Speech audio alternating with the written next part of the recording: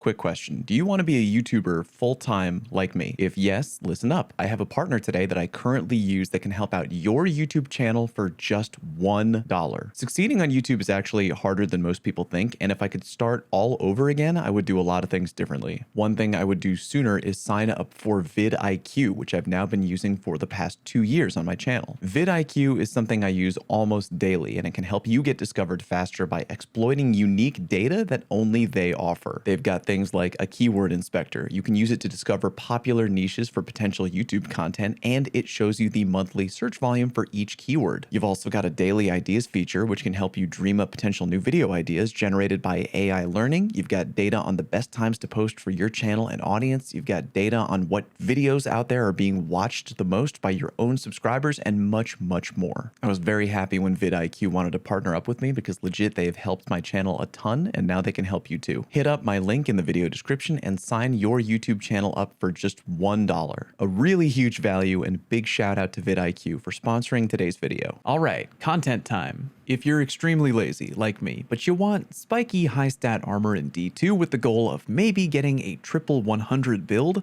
listen up. Today we're going to chat about the most low effort methods of getting good spiky armor. 2 methods total and 1 fake half method that I've heard a lot of hype about but don't put any stock into. Good news, by the way, one of the easiest methods IMO is available to farm today. You can even do it with only 2 people if your friends list is looking a little bit light. Okay, first lazy method and my go-to when it's around. For the entire week, starting today, the weekly featured dungeon is going to be Pit of Heresy. If you're a new player or you don't know, Pit of Heresy not only has a dummy easy final encounter, but during featured dungeon week only, you can farm it repeatedly for high stat armor rolls. I'm talking big spikes everywhere. Check out this roll I got right here on my Titan. Huge. The game plan is very low effort. Either go through the entire dungeon with a group until you get to the very final encounter, or you can try to get lucky and dig up a free checkpoint somewhere on LFG or Discord or wherever. I've also plugged his Discord a few times already, but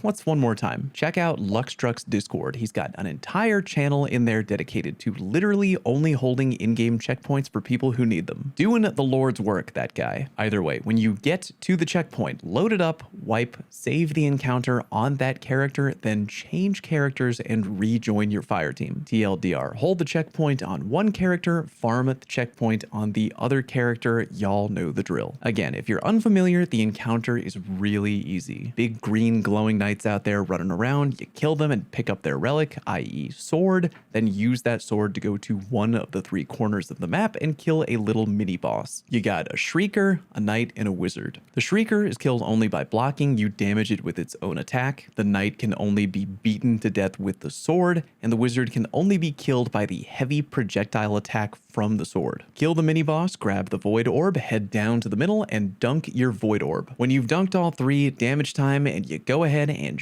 stomp on the big bad in the middle of the map. Honestly, he is not difficult at all to kill anymore. You can probably get away with really any loadout, but gun to my head, I really do prefer swords, especially if one of you is a warlock with Radiant Well. Lament, Falling Guillotine, whatever you got, I'm sure would be fine. I even blatantly effed up the timing on my Lament swings multiple times, and we still put him in the ground with pretty much no effort. If you're gonna go the sword route, and again, I think you should, remember to put on Loosened Blade if you can. If you're wondering how much extra damage you do with Loosened Blade, that would be 35% extra damage with your sword. And yeah, that technically does override Radiant Well damage when it's active because 35% is bigger than 25%. Icing on the cake, by the way, not only can you do extra damage with Loosened Blade, but you also improve the charge rate for your equipped sword. Just remember that in order to do that, you need another Arc armor mod equipped somewhere else on your Guardian. Not hard to do. And while we're remembering things, remember to put on any of the armor mods onto your Ghost to try and get armor with stats that you care about the most. Big stat spikes on legendary armor work in a very particular way. If you want more information on how that works exactly, I have another slightly older armor farm video that explains in great detail. I'll go ahead and link that down in the video description. By the way, I will admit it, the downside of pit armor farming is that unlike Master Duality dungeon farming, which is top tier, pit farming will not give you artifice armor. However, Master Duality dungeon farming can be kinda tough, especially if you've never really really done it before, whereas pit armor farming is big time brain turn off mode, which is why I really like doing it. Okay, method number 2, if you didn't know, just go to the helm and focus armor there. Armor at the star chart requires plundered umbral energy to focus, and don't forget about the war table in the back of the room, which requires risen umbral energy. Just because it's old season armor doesn't make it any less good. In fact, check out this roll that I got for my hunter filming today's video. Totally primo. Even though risen umbral energy is an old currency, the game will still randomly give it to me for doing various things in D2, probably due to the old umbral energy requisition upgrade at the war table. Go ahead and check your inventory right now. You might be currently sitting on a big pile of risen umbral energy, and if you are,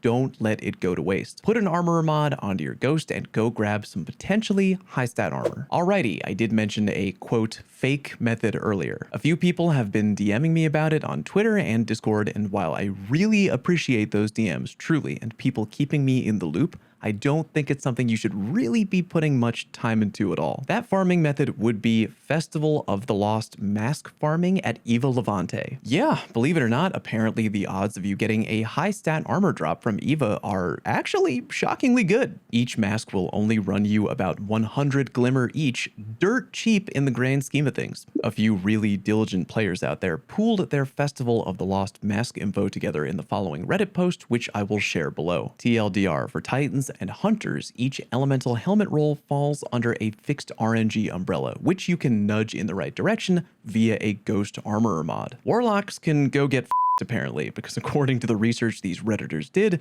it's all random for them. Lol, go figure. I'll admit, some of these rolls are really tempting. If you're a Void Titan, you can get really good stat drops on your mask, going up to a total of 66 to 67 with really high resil. The reason I don't really care about this method, though, is that it's a Festival of the Lost mask, meaning that when the Festival of the Lost event is over in D2, any mask that you have is going to tank down to 0 power. It's good armor, yeah, but it's definitely very fleeting. I guess if you're a Titan or a Hunter looking for a very specific armor roll on your helmet for the next 2 weeks only, go crazy. Just keep in mind that when the clock strikes on November 8th, your high stat is gonna turn back into a pumpkin. If you're okay with that, go burn a little glimmer. Final tip, just in case you didn't see it in my other video about important third-party resources for all D2 players, when you've farmed a bunch of armor through the Helm, Pit of Heresy, or whatever, check out d2armorpicker.com. Great way to figure out your best armor rolls across every character and what combos you can put together to maybe get a triple 100 stat build or whatever you're looking for. If you're new around these parts, please subscribe to my channel. Great way to support both the content and me for free. Thank you very much for watching, and I'll see you on stream.